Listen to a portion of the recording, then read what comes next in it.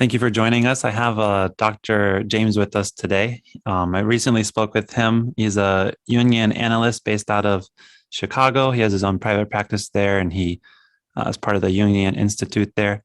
Um, in our last conversation, it ended. I brought up how the university that I go to and studying clinical psychology, we use the DSM-5. We're taught to give quick diagnoses, anything from major depressive disorder to an adjustment disorder to generalized anxiety disorder. And for those unfamiliar with it, the DSM-5 is all, it's categorized based on, there's like mood disorders, there's anxiety disorders, there's learning disorders. So they're categorized, and then each disorder is, there's a list of symptoms that are a criteria. A certain amount of symptoms must be met in order for this diagnosis to fit.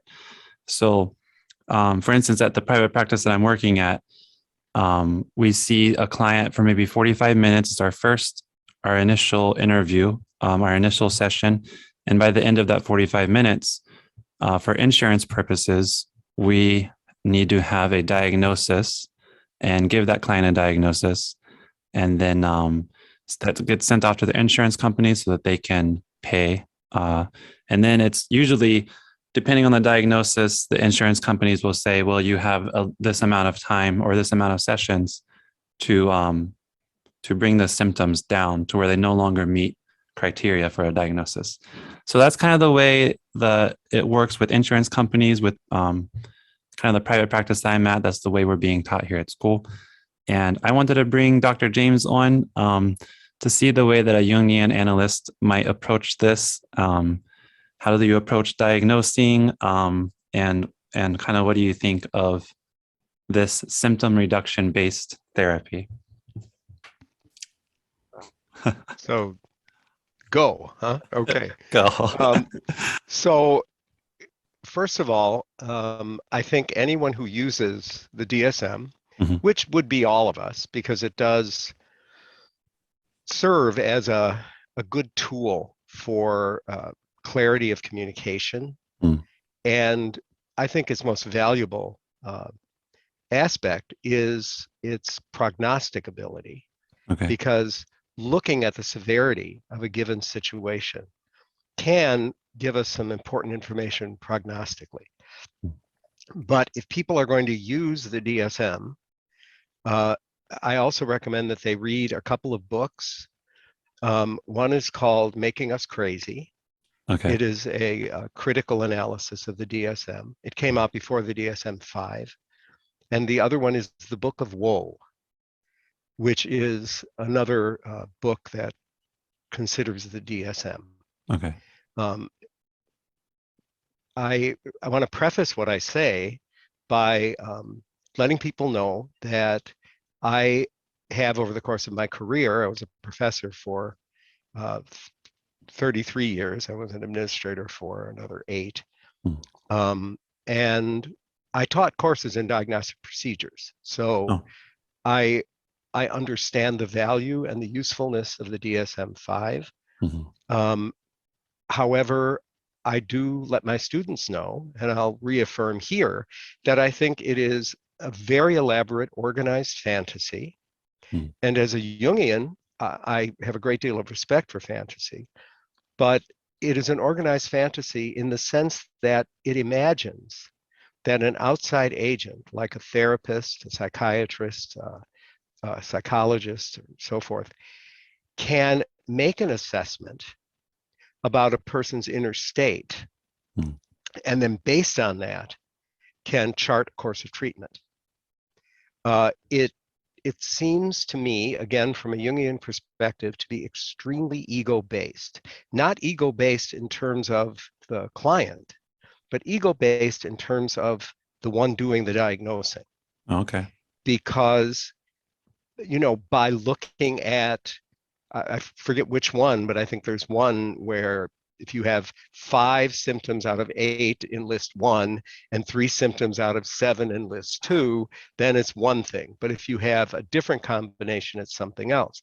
And the idea that the ego of the therapist or the ego of the diagnostician can make an adequate assessment by going through lists of symptoms really implies that we can dominate the psyche.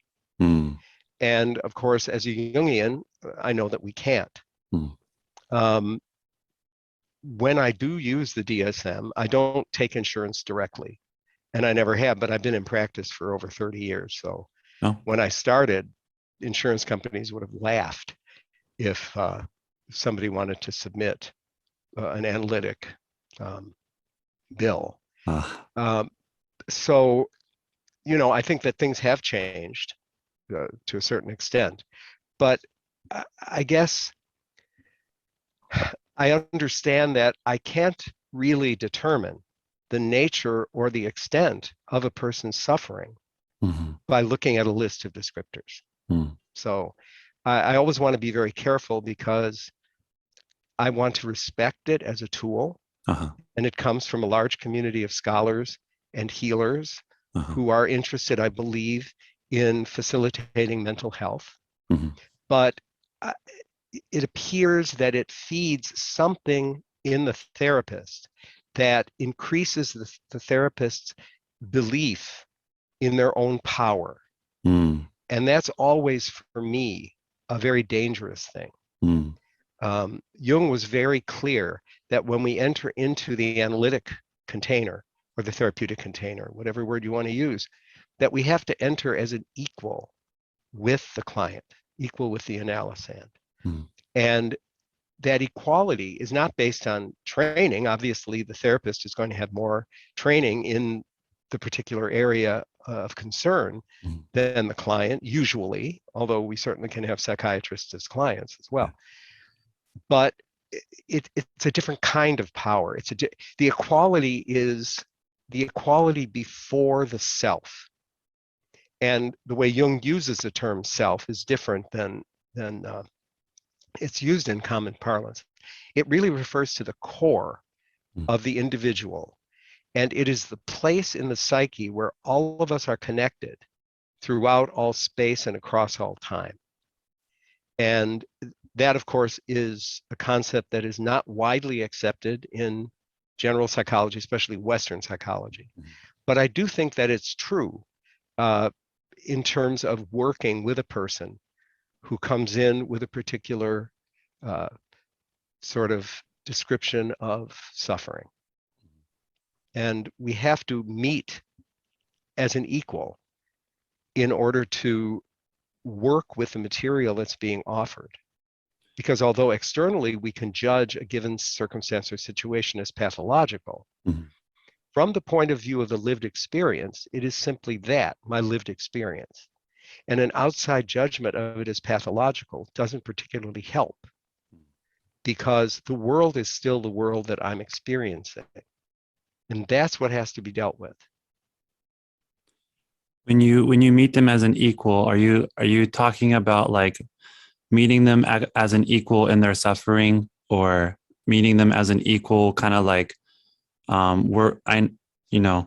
we're both fallible human beings who are just trying to understand life? Like what do you mean as an equal in that sense? That's a really good distinction, Daniel. And I would say it's a combination of both. Okay. I wouldn't have articulated it that way.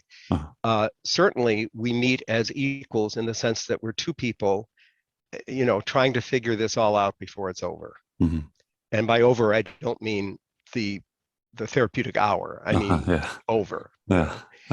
But also, I think we meet in the ground of suffering. Okay. As you know, and probably as most of your listeners know, the primary criterion for training as an analyst is going through your own analysis, usually a couple of times.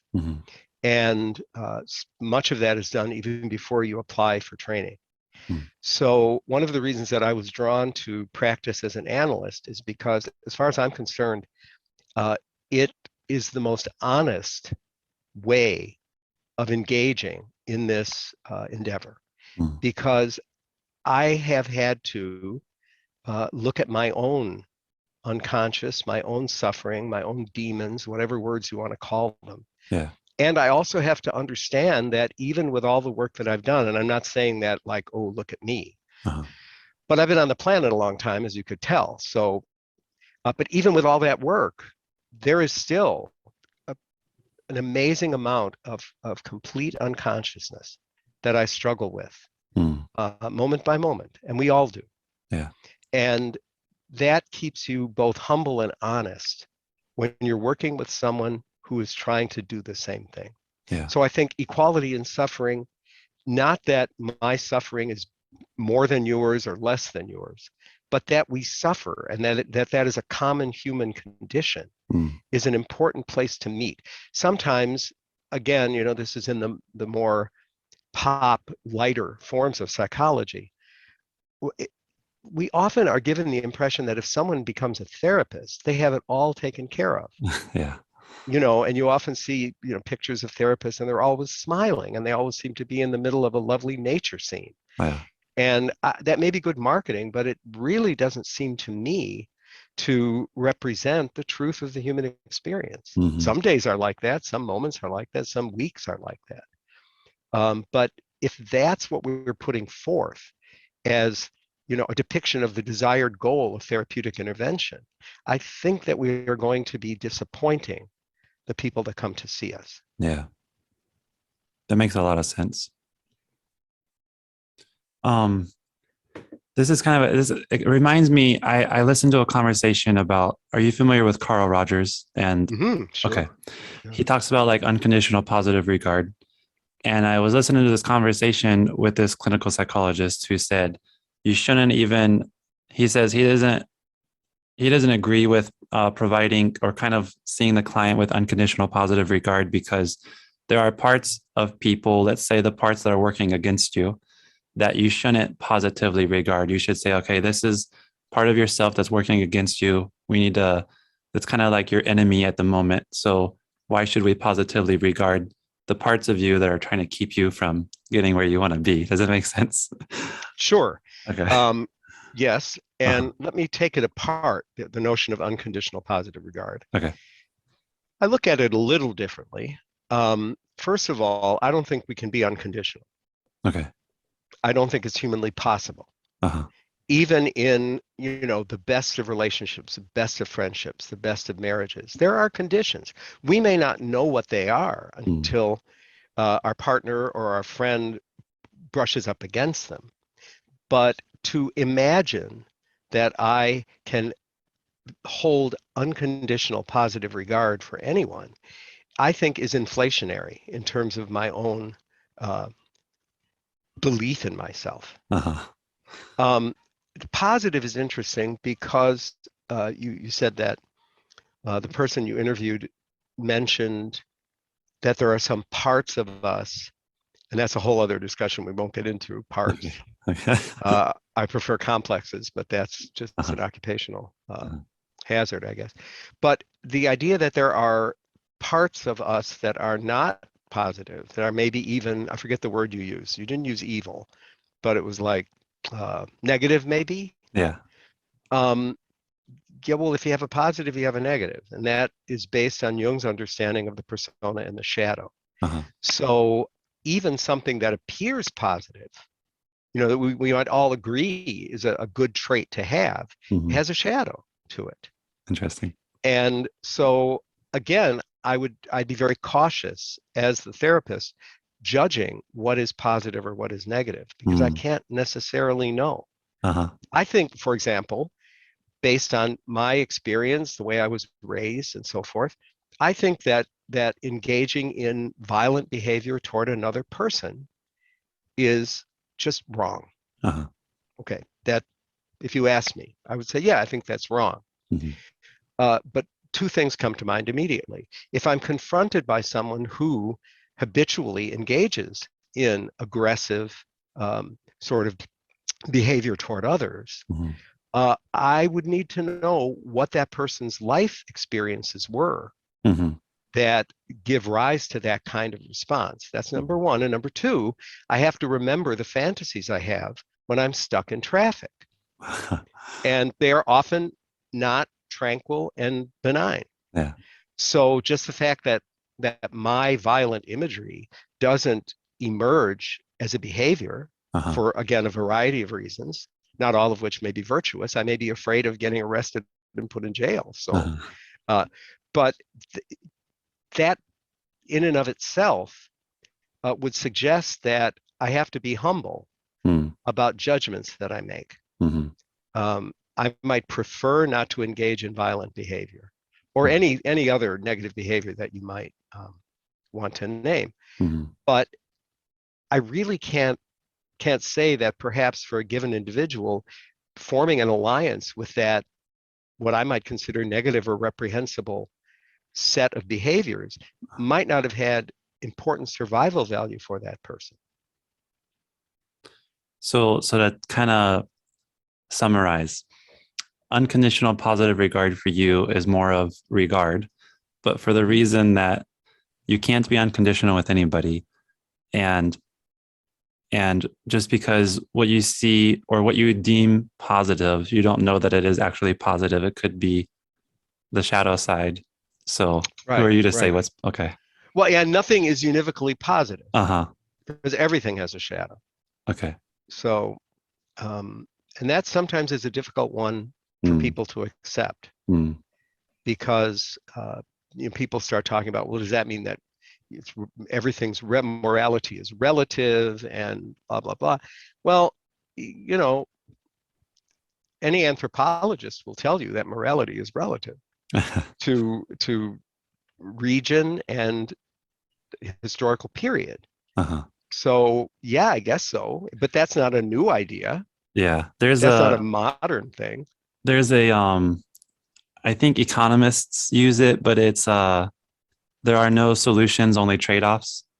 And I really like that quote. Yeah. Yep. Yeah. That's really good. Right.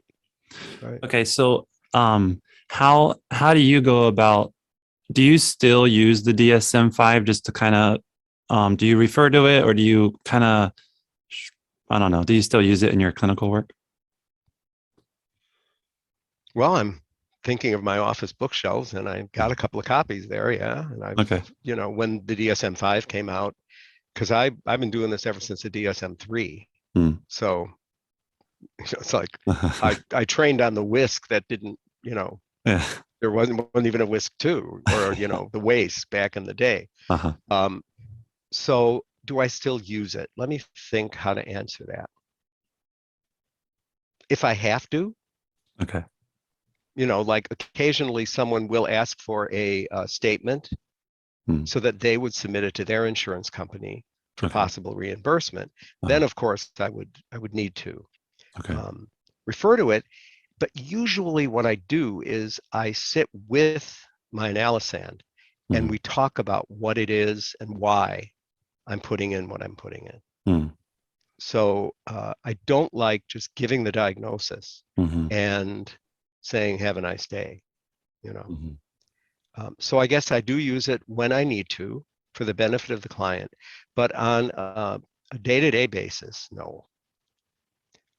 When we train analysts, and in my own training, part of the training is in the final exam, you have to present 2 complete cases with a whole lot of parts. And one of the parts is DSM diagnosis and rationale, and then a Jungian diagnosis and rationale. So the DSM diagnosis would be just what we've been talking about, the DSM code, why we chose that code, what it means to choose that code. And then the Jungian diagnosis would have to do with the disposition of complexes, major archetypal themes, typology would be part of a Jungian diagnosis, introversion, extroversion, thinking, feeling, and so forth. So it is part of our training, but I would say we relativize its importance. Okay. It's also extremely, I'm sorry. No, you're good. It's steeped in the idea of pathology, which is not congruent with a Jungian perspective. Okay, can you tell me more? Sure. So, and I always remind people, Jung was no idiot. And he was a psychiatrist, and he worked with severely mentally ill people Hmm. who were hospitalized Uh-huh. in certainly the early part of his career. But to look at something as a pathology plays into a model of disease versus health. And even though we know from our personal experience of physical health that there's a dynamism there, Hmm. you know, we don't always feel wonderful every day. Uh-huh. And we can get colds, we can get various illnesses, we can break bones or pull muscles and so forth. So there are situations medically that need some sort of remedy. Hmm. And I suppose we could call that pathology, but the psyche isn't like that. And viewing something as a exemplification of pathology doesn't help in healing. Hmm.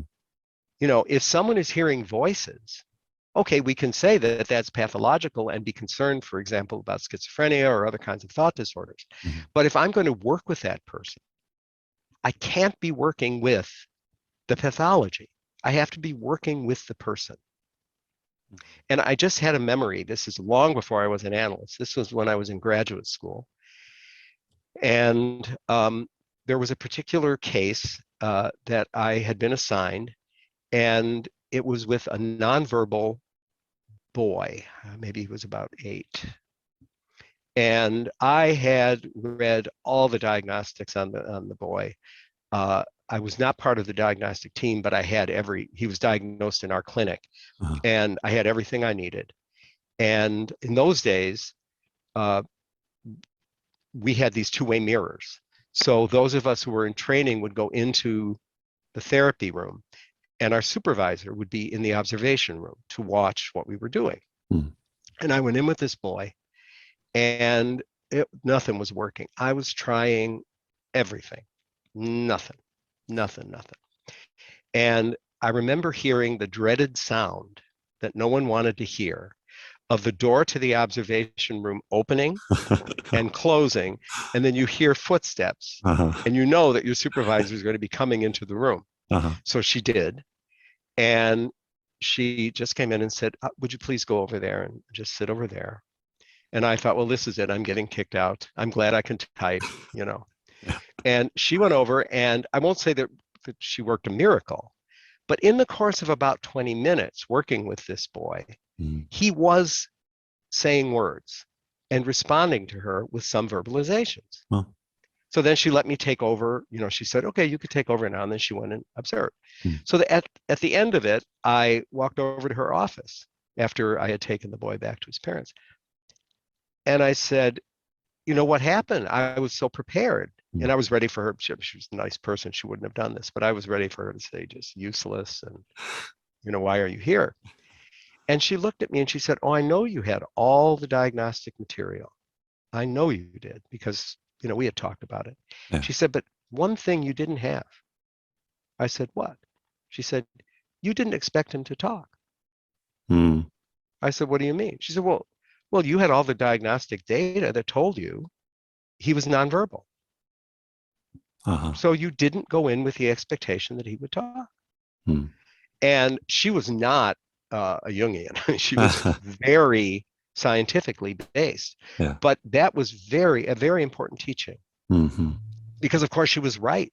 I was going in, oh, you poor nonverbal kid, and Hmm. oh, you can't talk, and what can I do? And that's the totally wrong attitude. Hmm. That was good for diagnosis, but Yeah. not for treatment. Yeah. It makes me think of a lot of the, like, a diagnosis like borderline or schizophrenia, Mm-hmm. um, or even narcissistic personality disorder. I think that especially with something like schizophrenia and with the the modern day, it's all about biology, and we're waiting for a biological cure, and all that can't be cured. And so I think a lot of people, they see the diagnosis of borderline or schizophrenia and they're like, oh, well, there's not much that we can do. And until we get like a biological cure for this. And so they don't even really put in the work that might, yeah. So that's what it makes me think of. And there's actually, have you heard of Irvin Yalom? Oh yes. Yeah. Yeah. There's this book called The Gift of Therapy, Mhm. and here he talks about a diagnosis. Yeah, so relating to a patient as a borderline or a hysteric may serve to stimulate and perpetuate those very traits, because then you go in with that mentality of, like you said, this child's going to be nonverbal, so you don't treat them Mhm. as if they, yeah, very Right, interesting. right, right. Um, so with the DSM, you mentioned that it has good prognostic It can lead utility. to reasonable prognostic expectations. As in this person only meets this amount of symptoms, so their chances that they are gonna heal quicker over time is better than for someone who met. A different set, yeah. Okay. That possibly. I was also thinking of, although we don't talk in these terms anymore, Uh-huh. but in the DSM-4 and before, there were the axis Oh 1 and yeah. axis 2, Yeah. and axis 1 was a more acute presentation, and Uh-huh. axis 2 was a more chronic sort of presentation. That's where you got the personality disorders, Mm. which is still there, but it isn't quite as structured as it used to be with the 5 axes. Uh-huh. And I think it's important to know, for example, if you're dealing with a so-called personality disorder, Mm. the work will probably be longer, and there's going to have to be more of an expectation of nonlinear improvement Uh-huh. than, let's say, with something that's an acute presentation or something that really hasn't been part of the person's presentation for a long period of time. Yeah. Yeah, but I think it can be useful, but again, simply to allow you to have reasonable expectations. But when Mhm. you go in and working with someone, for example, uh, I mean, schizophrenics are amazing to work with because um, the unconscious is just right there. Uh-huh. Now, there's no structure, and the ego, if it's present at all, is very, very evanescent. Mm. But if you can think in terms of the unconscious, and especially in terms of the archetypal themes that may be coming up Mhm. in let's say the hallucinations or the voices, um, you can go quite far. Mm. A colleague of mine has spent almost all of her professional life. She's now retired from teaching, but still has a practice. But almost the majority of her professional life was spent in psychiatric hospitals, Wow. working very creatively with schizophrenics Oh, around the imagery that was coming up. And she's a hardline clinical psychologist, yeah. teaches projectives and diagnostic testing and all of that. So she's not someone that doesn't know the score, Uh-huh. but um, really relished working with that population because of the potential. Yeah. When you talk, you mentioned how with the DSM, it's more about treating a pathology. And I don't know if you're familiar with Nancy McWilliams or not, but she's kind of a classical or maybe Freudian analyst. And she mentioned analyst I think she treating. wrote psychoanalytic diagnosis. Yeah, yeah, Yeah, that's right. Uh-huh. yes. She talks about she gets the term psychological vital signs from someone else. I forget the name, but she references working more with, instead of trying to reduce symptoms, working with trying to build like an increased attachment security or a sense of agency or insight or vitality, trying to build like a realistic and reliable sense of self-esteem. Is that very similar to how maybe a Jungian analyst would view the process? I have a lot of respect for her work. Oh yeah. So I'll say that, Yeah. but that wouldn't necessarily be the way we would conceptualize it. Okay. In practice, the interesting thing is, in practice, there may not be a whole lot of difference, Hmm. Uh-huh. but um, increasing someone's self-esteem, I'm not really quite sure what that means. Not I okay. mean, Just I know what the words mean, yeah, but yeah, yeah. To not just increasing self-esteem, but reliable and this is very important. I think reliable and realistic self-esteem. So realistic. Okay. I don't know if that I helps, was but thinking maybe resilient. Yeah. I uh, think the idea of realistic self-esteem, uh, I would perhaps use the term realistic sense of one's um, presence. okay, Self to a Jungian means something different. So, yeah, yeah, um, but we could say realistic little s self, uh-huh. uh, so that a person comes to understand who and what they are, what are their um, sort of resources, and what are their constraints, and Hmm. how can they make peace with the fact that we all have a certain, if we want to use quantity of resources and quantity of constraints, and we have to use that Mm. as we make our way through the world. Um, I think that that practical approach Uh, is very close to what a Jungian would do. okay. But in terms of adaptation, you know, not everybody can adapt to the world as it is. And sometimes accommodations have to be made Mm. by the individual or by the society. So let's okay. So we have let's say a client comes in to me and so my goal is okay, I'm going to try and reduce their symptoms and I'm going to try and get this to where they don't have a diagnosis any longer. And then someone like maybe Nancy McWilliams, their thinking is, okay, I'm going to increase their attachment. I'm going to increase their vitality. We're going to work to make them a overall more well-rounded, resilient person who has these, different capabilities. Um, for a Jungian, what is kind of do you have kind of a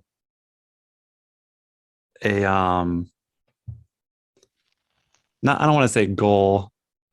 Do you have kind of a heading in mind, like a course? So there is a course, Uh-huh. there is a goal, there is a telos. So Jung would use the term telos Okay. from the Greek, meaning the end. Okay. And for Jung, every neurotic presentation, so Hmm. every symptom or whatever you want to call it, Hmm. has a cause. Okay. It has an effect on the individual in the present moment in their lives. Mm. But, and this is unique to Jung, that suffering, that neurosis is also guiding the individual to Okay. a particular next state. Uh-huh. And so that certainly reducing symptoms, I mean, if somebody's coming in cutting or somebody's coming in, yes, I would want to reduce that symptom. Hmm. And I think that what Dr. McWilliams is talking about when she talks about increasing their resources or vitality, Hmm. I see that as, yes, if I increase vitality, that will probably reduce symptoms. Mm. Reduce the negative presentation Yeah. because we'd be focusing on something else. But then it's always, the next question is to what end? Okay. And I think conventional psychological thinking is to the end of normality, Uh-huh. however you want to describe that. Uh-huh. And we can describe it as a normal curve, but we're trying to get people to fit into a particular sort of predetermined conceptualization Hmm. of what a person, for example, in your case, someone your age, with your resources and everything would be.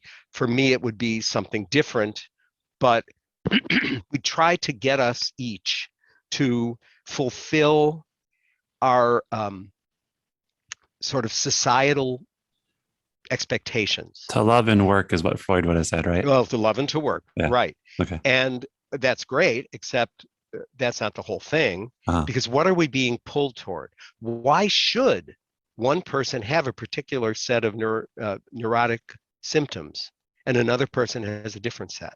Mm. And so we try to work to discern, where is this tending? And that's why we rely not only on the person's verbal interactions with us, but dreams. We Mm. pay attention to unconscious presentation in whatever form, Hmm. slips of the tongue, uh, parapraxis. If someone is talking about their horrible boss or their terrible relative. We might talk about what is it about them you don't like, because you're putting something on them that you're kind of egesting from your own unconscious and forcing them to carry. And we'd want to know why, so we could pull that back. Yeah. And so how do you best determine when so maybe I'm not clear yet on what is the end goal. Yeah. The word, when you said when, I got real nervous because I thought, oh God. Ask your question again, because I got caught up in my own stuff. Well, I started to ask, so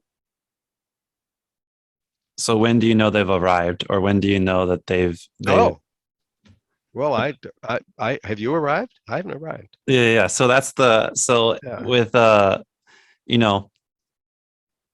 that's so in the other two, in symptom reduction or in increasing these things, there's kind of okay, it seems like our work is done. You can now love and work, or you're symptom free. So I guess how do you know when the work is done? Yeah. Well, the idea of symptom free implies that the only reason one would enter into an analytic encounter is because of some situation that we would consider pathological or symptomatic. Yeah, so that's certainly people come in the door with suffering. But whether that suffering is fulfills a criterion for symptom or not is sometimes questionable.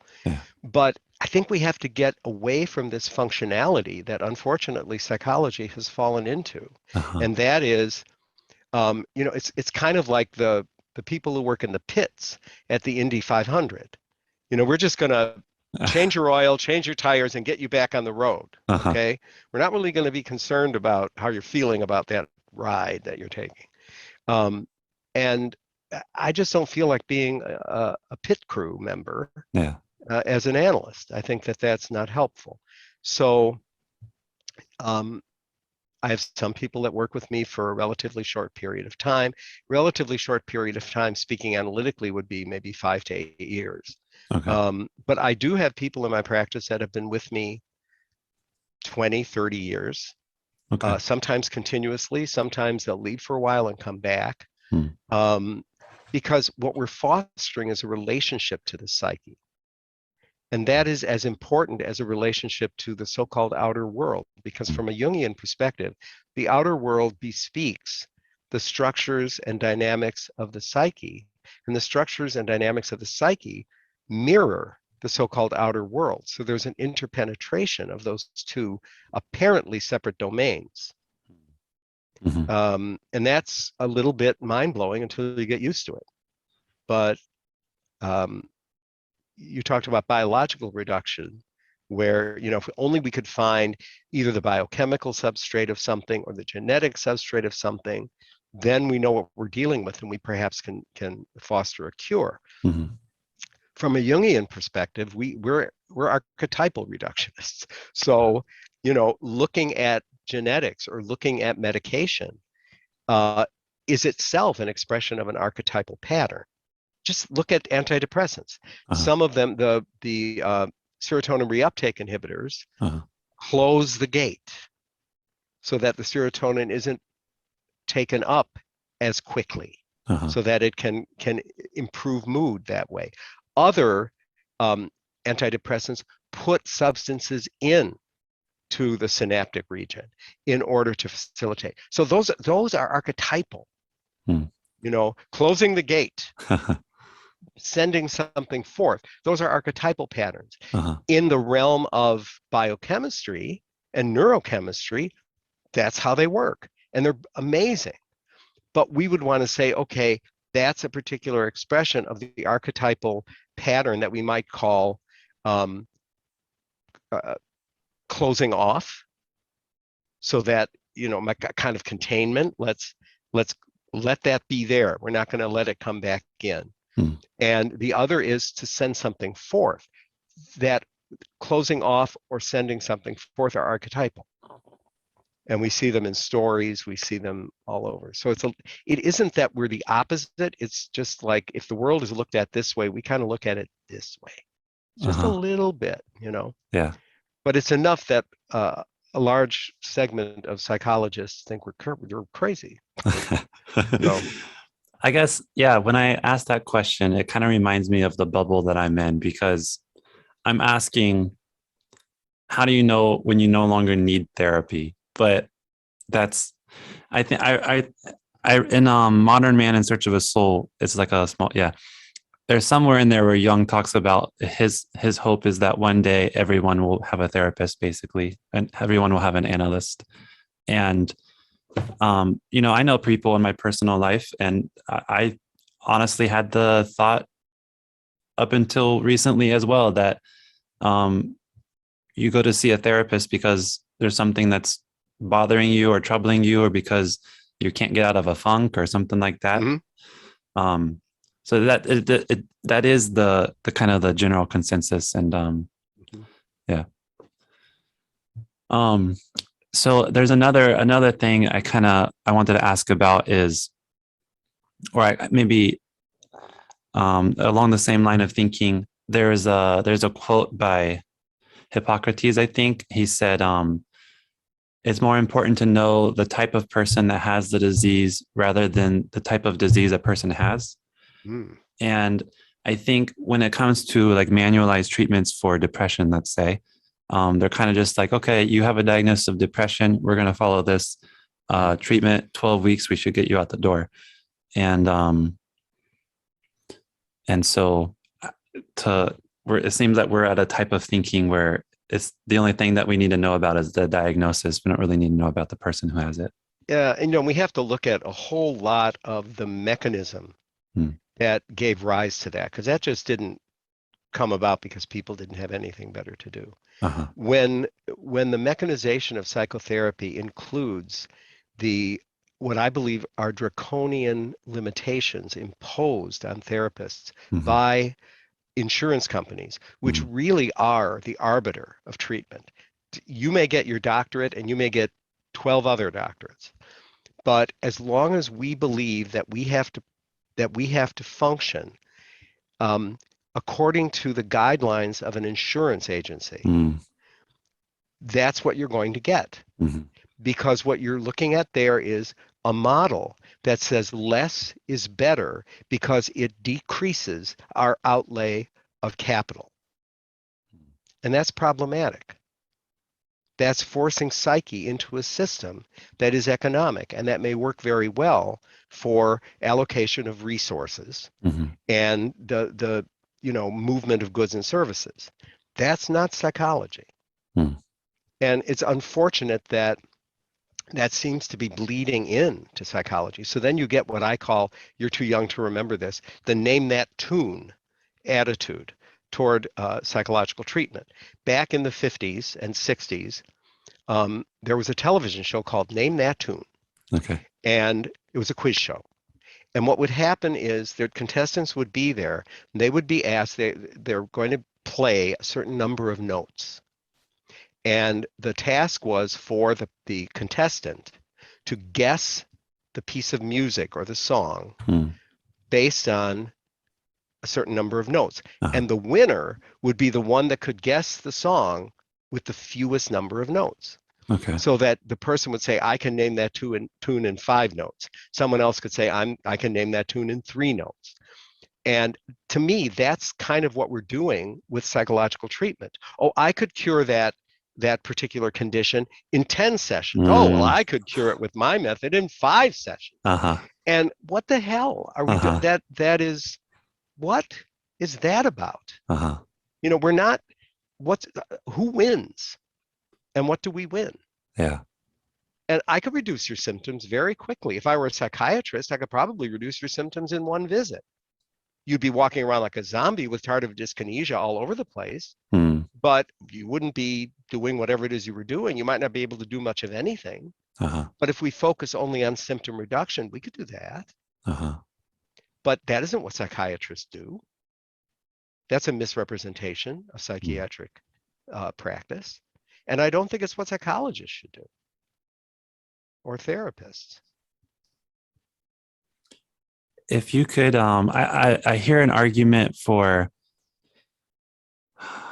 so let's say at the private practice that I'm working at, one of the clinicians there, he's got his master's. He's a counselor, and he brought up about, he said, if you want to go off after you graduate and you want to have a private practice and only see like the upper class or the elites or whatever that is, he's like, fine, but most people who need us are, they can't pay without insurance. And so he brought up this kind of, and then I started thinking, okay, so what, and like, I don't know, what do you think about that argument that well, without insurance, a lot of these people can't see us, and therefore we have to kind of do what the insurance companies tell us to do? I don't know.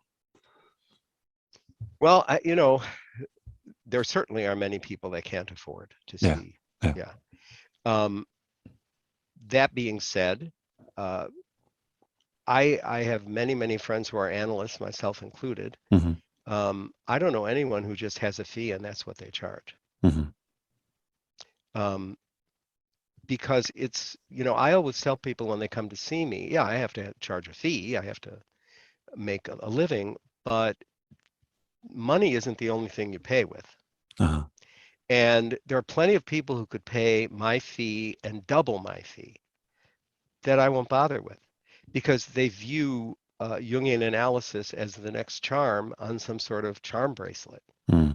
First, we get our chakras aligned, then we, get our office saged, and then we go to analysis, and then we go walk on hot coals or something. I don't know.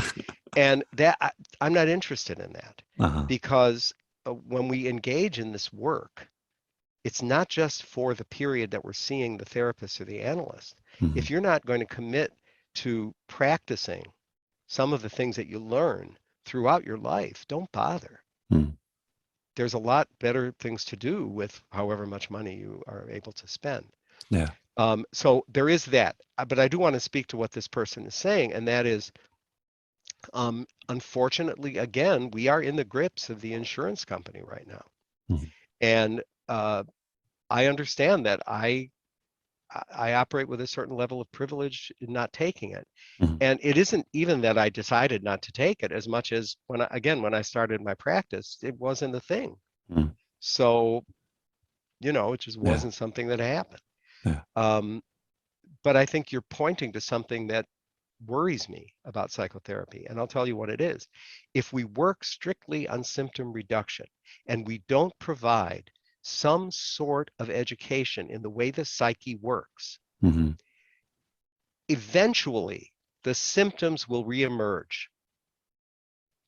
And a couple of things will happen. Mm-hmm. Either the person will feel they failed, Uh-huh. or they must be much sicker than the therapist thought. Uh-huh. That's not good.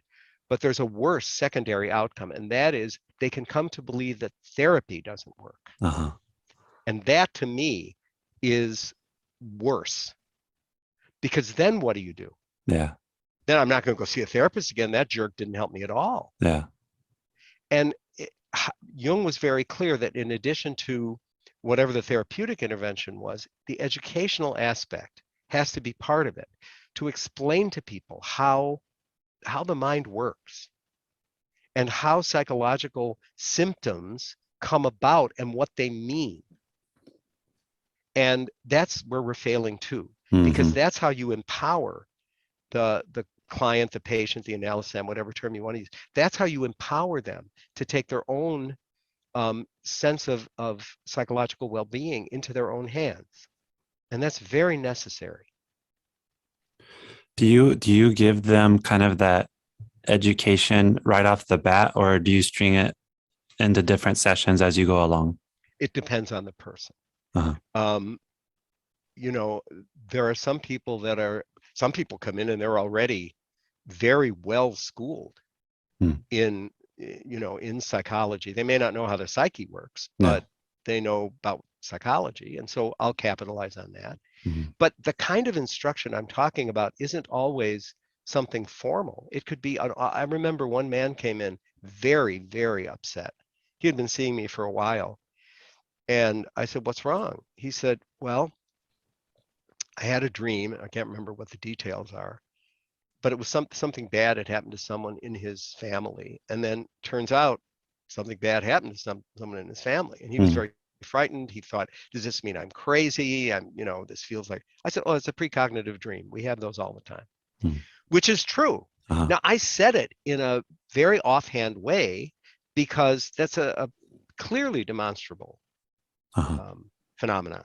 Uh-huh. And a couple of years later in the course of the work, he said, one of the most valuable things you said to me, which always gives me the chills because what the heck did I say? He said was when you just said, oh yeah, that happens all the time. Mhm. And there was something about that he took to mean he wasn't crazy. And that was very valuable. And that was nothing I planned. Uh-huh. But that was in a way educative Uh-huh. about the way the mind works, the way the unconscious works. And you see it a lot too when people think that they've solved a problem, and then it happens again, Mhm. usually around the holidays. I'm okay with my family. I'm cool. I'm not angry at my uncle. I'm all right. Then they go for Christmas dinner and it all falls apart. And then they come into their session right after and they go, oh, I'm just awful. No, that happens. We Mhm. can't control all of the triggers in the outer world Mhm. that could, you know, activate our complexes. That happens. Just be gentle. Let's look at what happened.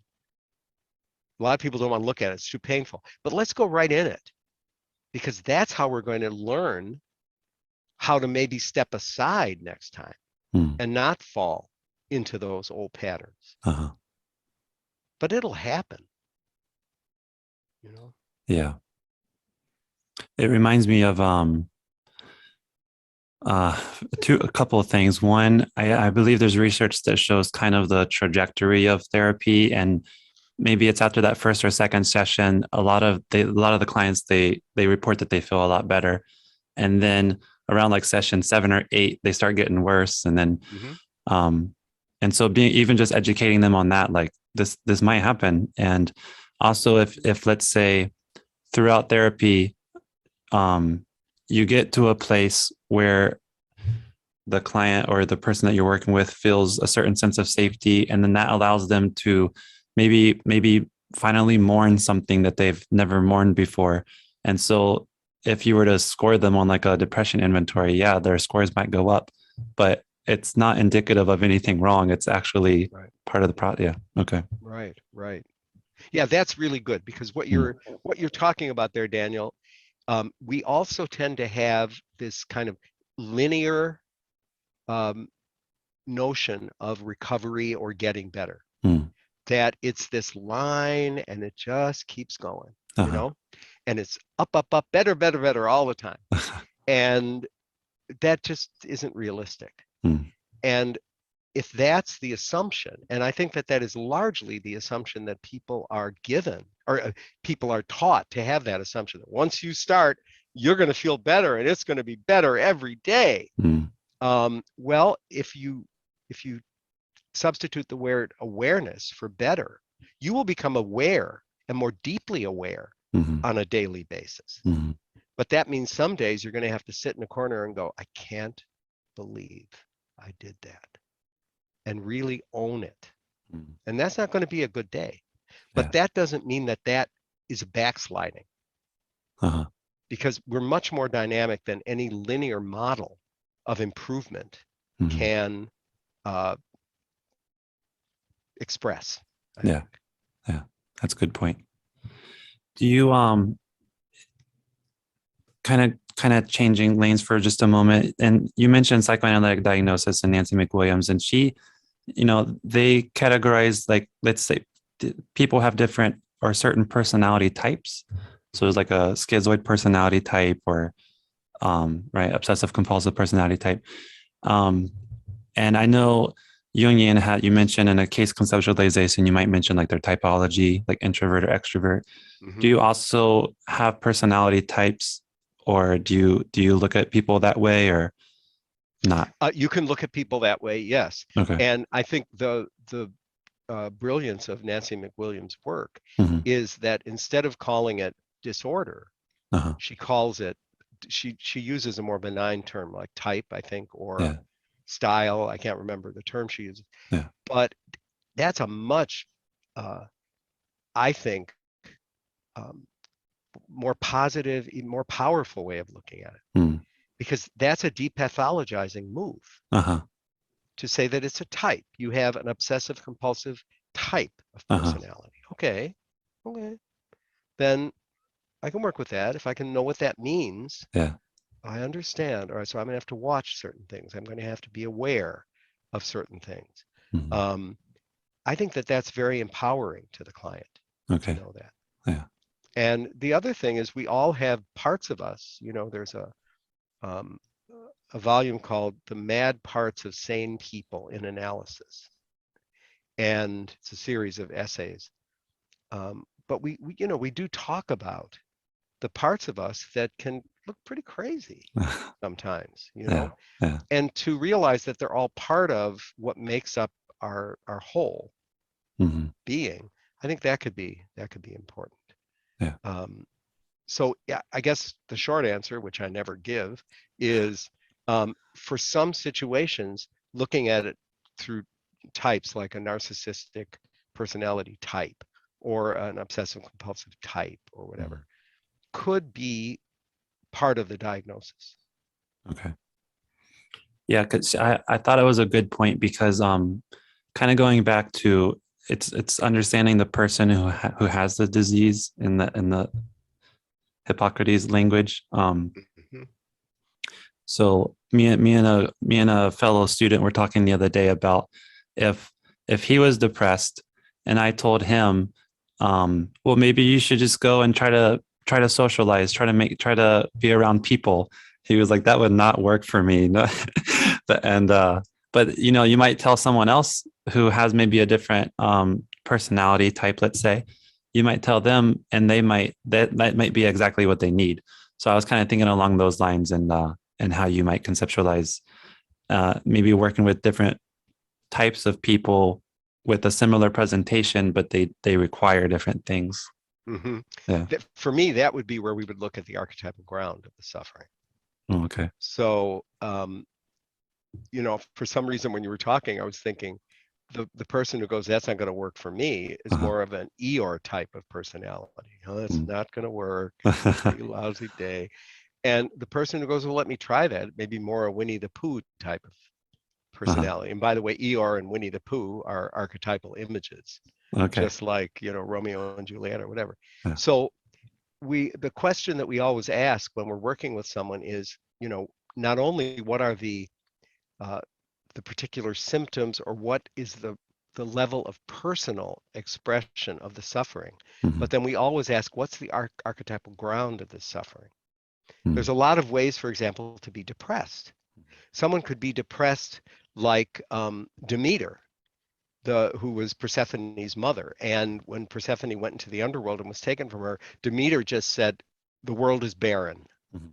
Nothing will grow here. Other people can be depressed like Hephaestus, who was Aphrodite's husband and caught Aphrodite and her lover Ares uh, in flagrante delicto, because in his depression, he forged a big net that he threw over he designed it so that when they were making love, it enclosed them in the bed, and he took them up to Mount Olympus. Mm.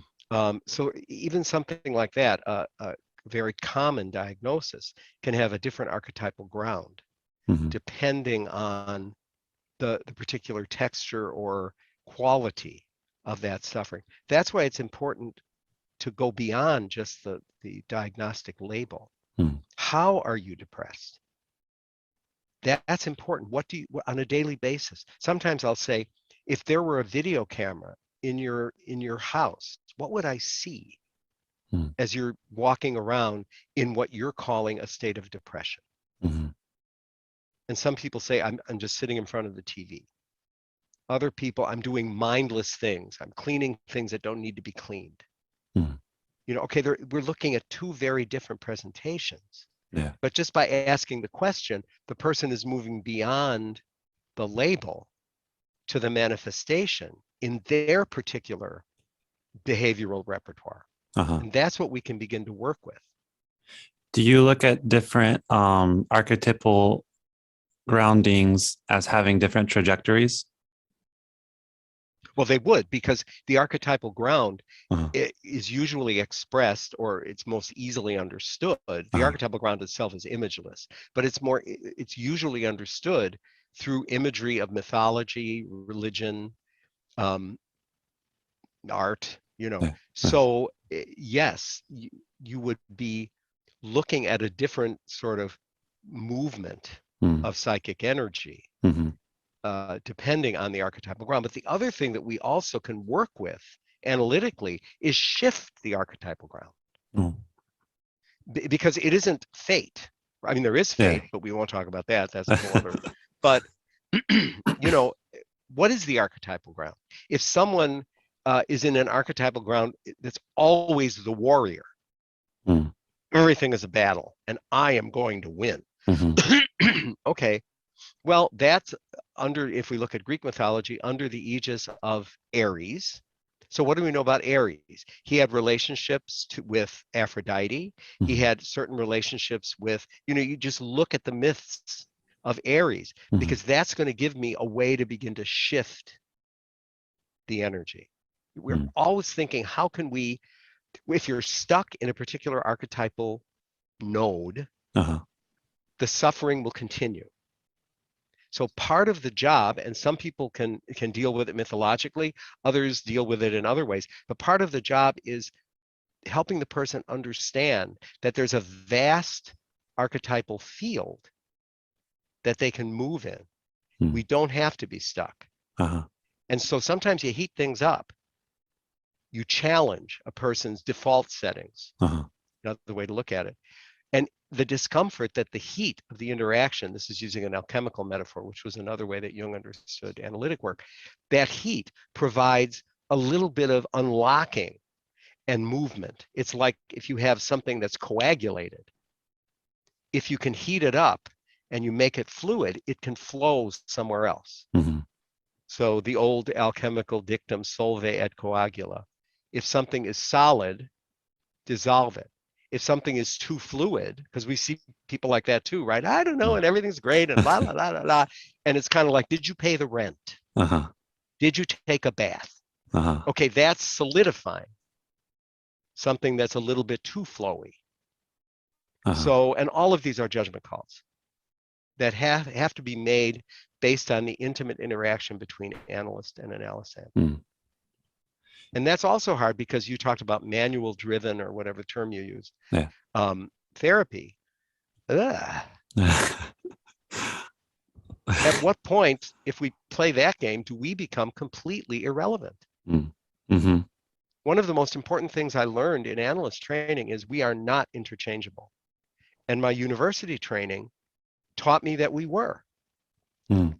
So that if you and I were in the same program, Yeah. and I have somebody coming in at 10 o'clock, but I just, got a toothache and I have to go get my tooth pulled, Uh-huh. I could say to you, Daniel, could you see my 10 o'clock? And Uh-huh. in certain settings, that would be fine. We're both equally qualified.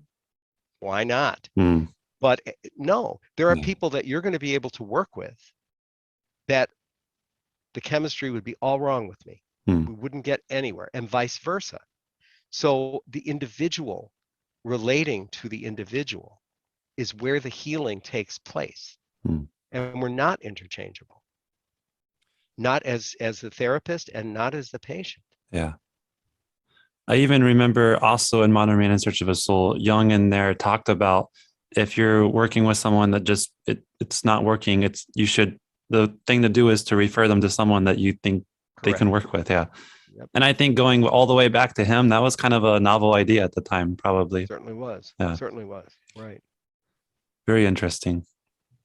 When you talk about shifting the archetypal ground, let's say if someone's stuck in kind of the Aries mode, like you said, What language came to my mind is, okay, they're in a certain pattern or a way of life, and you want to introduce a new pattern or a new style of living. And so is that accurate? Kind of like, or I'm trying to think of maybe a different, other than the hero archetype. I know there's like the trickster, or are you trying to introduce kind of a new archetype, a new kind of spirit to embody, let's say? Yeah, I like the new spirit thing. The way I would do it would be to try to find some sort of expression for the archetypal ground. Often it would be myth, doesn't have to be. It could be theological, you know. Christianity, for example, provides very interesting psychology in the whole notion of the Trinity. You have the omniscient, transcendent divinity in the so-called God, the Father. You have the immanent presence of the divine in Jesus, and then you have the sort of omnipresent form of divinity in the Holy Spirit. Yeah. I could use that if somebody is comfortable with Christian mythology, and again I use the word mythology not in a disrespectful way. Okay. That could be a way. Fairy tales, let's take a look at that. Look at what happens when someone persists in this kind of pattern. And you begin to move the person from their personal experience of whatever it is we're dealing with to a more mythological expression. Universal. It does two things. Universal. It reminds them, not in a Hallmark way, but it reminds them truly others have suffered in this way. That's why we have myths like this, like others have felt like, I'm getting real biblical for some reason, others have felt like the prodigal son. You're not alone. That can be very freeing. But then getting into the story gives them some insight into other ways to be, and also helps them engender compassion, which is often something that we need, toward others in their story. Because if I'm occupying a particular place in a story, even if I don't know what that story is, everyone around me is going to be assigned roles in my story. Of course, I'm also being assigned roles in their story, which is why the world is such a mess. But if we can understand that dimension, I can lighten up a little bit.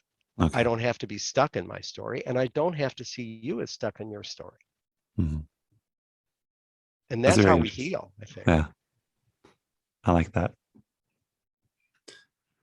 Well, we are about at our time. I just want to thank you again for coming back on. I really enjoyed this conversation. Yeah. Thanks.